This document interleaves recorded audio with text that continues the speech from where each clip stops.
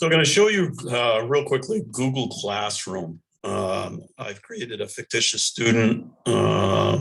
DeGroft and Mrs. Church will recognize the student. We use them in Ignatia. I also brought in Abby Adams just to keep it consistent, so I can use these for training purposes. I'm starting to work with Google Classroom, and when a student first logs in, which I have just done the login, this is what will pop up. And it's verifying that who is logging in, which is correct because I did just log in. So you just click continue. They're going to pick their role. Now, honestly, I'm kind of surprised at this because they are a student. I'm assuming I've got them set up as a student in Google Classroom. So I'm assuming it probably would default. Something would go wrong if they were to try to pick a teacher. But obviously, they should pick, they're a student. And this is what they will face. In this case, I have Sam Sample enrolled as a upper senior highs, and in Google Classroom, that means 11th and 12th grade. So a junior or a senior. So as soon as Sam logs in, he's faced with two classes that he's been enrolled in, LFCA Chapel and Maine State History. And he should join. Now, I've enrolled all senior high students into LFCA Chapel. So all senior high students who log in will be faced with this, and they're going to have to join Maine State History. I obviously have only enrolled people in Maine State History, so I can control who is there. So I'll click this one first. Sam is going to join Chapel. And there it is. Now, I'm not going to get into all the kind of nuances of how it works, but they can actually message the teacher, or in this case, me as there's not really one teacher in Chapel, because as you'll see, it depends on who's speaking, but I'm the administrative teacher in this case. So they can do like a Facebook message and they can post. We'll just ignore that for now. This is showing me setting up the class. You can go into people. I'll show you that really quickly. In this case, you'll see there's only one other student that's accepted, Abby Adams. And there's the teacher. And then the classwork. And all these pop-ups will show them how to navigate. In this case, I can set up topics. So for Chapel, I have set up the months.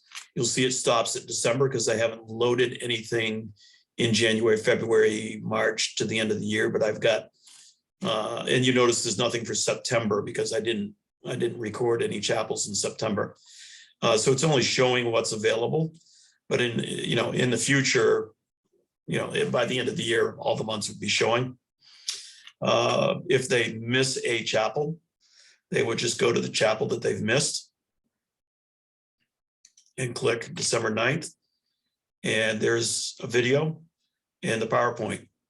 And it's one thing I do like about this new system I was explaining to Mrs. Bruin is this actually limits them to what they can see on YouTube. It's only going to show them this video. That's all it's going to show them. They don't have any options of straying outside this video.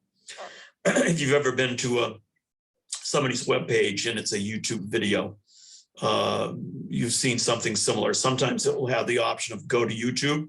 This does not. This keeps you right here. So it shows you how long the chapel is. It's 26 minutes, the title. And then, most may not do it, but if they want to see the PowerPoint or there's something I said referred to up on the screen, they want to see what it looks like. The PowerPoint's loaded. So after they watch the video, they could go in and look at the PowerPoint. And it's that simple. You just click the chapel you want. This one's a Pastor Church chapel, Saving Faith. It doesn't give you the whole title, but if you hold it over the title, you can see the whole title. What does it look like? Pastor Dan Church. So all they have to do is pick the chapel they want to view and then view it. Now, there's going to be an option for assignments, and Mrs. Bruin and I have been talking about this. So I'm going to show you what this looks like in another video, but this is specifically geared towards the student and how the student, what they're going to see when they log in. Now, I'm going to have them, remember, he was enrolled in 2 classes. So I'm going to click classes, and there's the classrooms again, and same thing, join Maine State History. And there's Maine State History. Same thing, you see the students. In this case, you see there's 2, Jacob DeMont, Abby Adams, the teacher, classwork. There's only 1 class loaded because that's all we've done. In the future, they'll all be here. Here's the resource material. I can post assignments on here if I want to do so, and I might do that with Maine State History, and I will tell the students that. So it'll be their responsibility of logging in and doing a homework assignment, if you will. And it's not going to be, you know, it might be watch a 5-minute video on, I might have them watch this video, the Maine State Seal. It's a 5-minute video. And if you actually notice, they only have to watch the first 2 minutes and 23 seconds. So I might make an assignment saying, watch the video on the Maine State Seal, watch the first 2 minutes, 2.5 minutes, and send them an assignment. And that would be, for their own benefit. It's not a graded assignment or anything beyond that, but just something that would help them. Or I might give them assignment to do interactive games. I won't take the time here, but this one's, I found a website that's very simple. It's timed, it's competitive.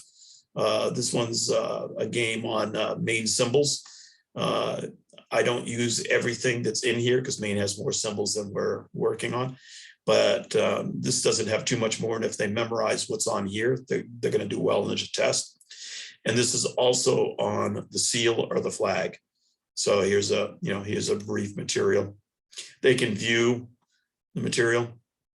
And if they want to access it, they can do so. They can go back to the class. So you have classwork.